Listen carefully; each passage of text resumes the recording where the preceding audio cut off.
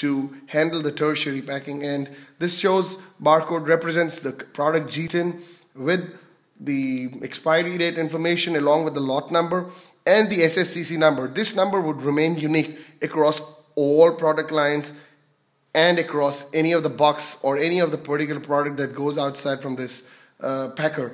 And this particular is the GS1 prefix, and this is the 2501 is the number. We have allocated 9-digit numbers, which means sufficient number of boxes, which could be practically close to about 1 billion boxes without the number gets replicated or duplicated. And we've also introduced this secondary barcode, which is primarily representing the GS1 here, which is a 2D barcode, and which is being there to give system more flexibility and also make the user understand that a similar system can be used for secondary packaging as well. So this was job number 9, and we packed with the box number 1. We now go on to packing the box number 2, which is automatically increased to box 2. So let's say we start keeping, now I'm going to be using a weight here. We kept another weight and we pressed F10. This thing was there, and we get the second label. Now the second label again would have box number 2 mentioned. You can easily peel it off. You can easily peel off this thing, and this thing can go onto the box, onto the right place. So with all the relevant information that is required by the DGFT for exporting your cartons outside India. Now let's go on, and you can start packing more boxes like this, and you can have, say, you did it, you made the box number 3. To demonstrate how quickly this can capture, you can see that the weight of the machine is being directly captured within the system in real time. So when the weight changes here, the weight is also changing here, and you simply pressing by one key is giving you the label. So it is very time saving, and with the boxes can be labeled very easily and very simply. The size of the labels can be according to the requirement of the customer. However, the particular size that we have chosen is similar to the one that is recommended by the GS1 authority. So we are using that. And so similarly, suppose we were assigned, in the present scenario, we were assigned to pack, say, 5 boxes. So this is the 5th label that we're getting, and this number could be anything that you could pack on to pack, say, even 100 boxes, 200 boxes in one shot, or 500 boxes in one shot, and you can have all the details, relevant details on there, with each gross weight changing according to the box weight. Additional checks like the number of pieces within a box based on the weight variation that is allowed can also be added. So those things can be customized with our system.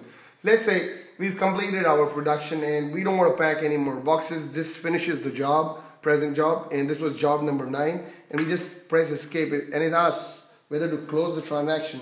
We say yes. Once we close the transaction, the batch reporting printer takes on, and it gives you a summary, something similar to the batch production report, which details about, alright, what was the packer's name, what was the job number which was there, and what was the product code that was there. So here it says job number 9, product code is DET200, GS1 is a GS1 for the product, and description is detox 200 mg, which was mentioned. It gives you information about the packing information, then the packing type, then brand, batch number, expiry date, manufacturing date, job start date. Now keep a very close eye here. We could also have a situation where the job start date could be different from the manufacturing date, as most companies would want that the manufacturing dates to be maybe weeks, 1 or 2 weeks ahead, because that is a time when the production would practically go out of their factories and go into the market. And this is the job end date. So your job would actually span on to multiple days, and your box numbers will continue like that. And it also gives you information about the number of boxes that were packed. That is, 5 boxes were packed, and then each of the SSCC codes that went on to the boxes, like the labels that we have one here. So each one of them having a different barcode, and the weight information along each, and the total weight that was totally sent.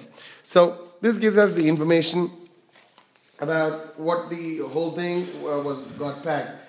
And then we have multiple reports here. Now you could have a job of, you could get at a later date, maybe you've entered multiple jobs, so you could have, say, you want to report again for job number 9, so you just press enter and you get the report again. So this could be again at a later date. The system stores the records that it is being doing. So we just printed job report for, say, job number 9 here, and I could also want to report for job number 8. So I can get the report, what happened in job number 8, who was the supervisor, or who started to print that, what was the G10, what was the product, and so on.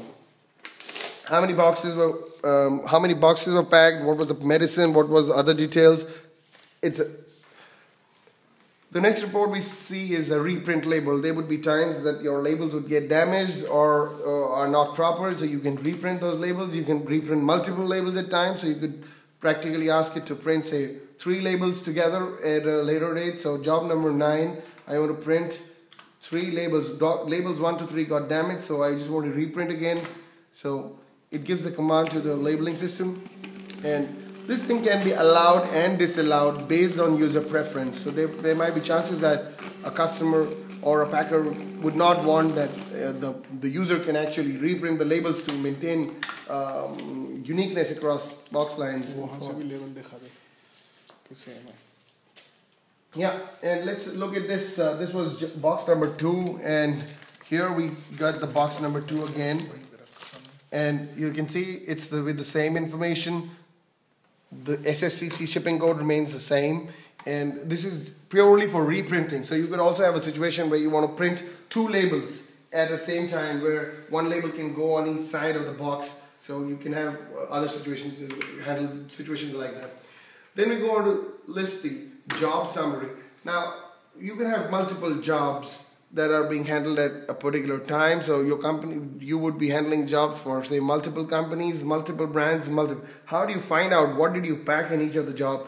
It gives you the job summary here. So we can say we started from job number 7 or 6 to job number 9, and we want to have a report of it.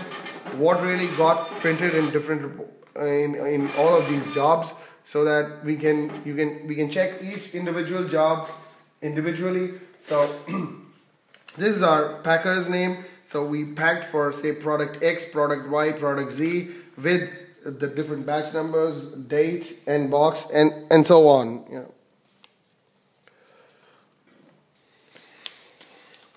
Okay, so please note that this is all sample data. None of this data is important. This is we particularly designed the system. This is for usefulness of each of the packers who have been authorized by respective companies to produce and label on their behalf for the medicines.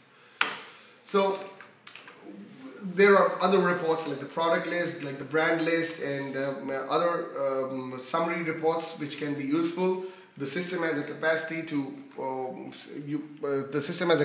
to keep records for about 500 jobs with about 50,000 payments in a single shot, and then they get overwritten on a FIFO basis. And the system can also be supported with a GSM terminal, which is transferring information to various databases. Maybe it could be on the end of a MySQL database or an Oracle database. Wherever you're looking for, the information can be transferred onto that database. We could also have a USB drive plugged in on the back side of this thing, so that all the relevant data goes onto the USB disk and then can be shifted on to the main server, where it is processed and sent to the relevant people. Now you can also set up a password here to secure the system so that there is no unauthorized access about this. And then we go on to have simple setup, like you can set up the date, time, packer's name, or you can also have a situation to reset all data as and when required. So in short, we've looked at a system which is very easy, which makes labels available to you for your customers immediately, and the overall time is not lost in terms of getting the labels printed from a third party and then keeping track of it. And if you lose any labels or if you damage any labels, then again there is a delay in the production part. The system can also be customized to various other industries like in collection for the tea industry, where the information can be taken and it can be logged and then sent to servers. Anywhere where production data is taking place, maybe, or a packer who is importing any product and would want to put all the information in the system and then have a track of it, the system is capable. I hope the demonstration were useful and it helped you to understand the system, how easy it is to print the labels and how easy it is to get a reporting from the system along with the labels which look very beautiful on your boxes and add value to your product. Thank you so much.